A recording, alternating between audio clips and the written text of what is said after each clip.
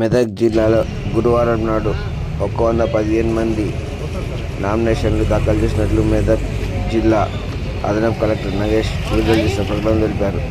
రామాయంపేటలో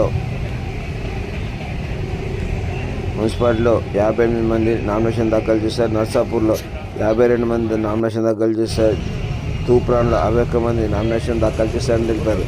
ఈరోజు మొత్తం 286 నామినేషన్లు దాఖలయ్యాయని జిల్లా స్థానిక సంస్థల అదనపు collector in charge joint collector Nagesh రాత్రి విడుదల చేసిన ప్రకటనలో తెలిపారు. మెదక్ జిల్లాలో గురువారం నాడు 115 మంది నామినేషన్లు దాఖలు చేసినట్లు మెదక్ జిల్లా అదనపు కలెక్టర్ నగేష్ విడుదల చేసిన ప్రకటనలో తెలిపారు. రామాయంపేటలో మున్సిపాలిటీలో 58 మంది నామినేషన్ దాఖలు చేశారు. నర్సాపూర్లో 52 మంది నామినేషన్ దాఖలు చేశారు.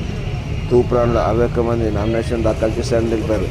ఈరోజు మొత్తం 286 నామినేషన్లు దాఖలయ్యాయని జిల్లా స్థానిక సంస్థల అదనపు collector in charge joint collector Nagesh రాత్రి విడుదల చేసిన ప్రకటనలో తెలిపారు.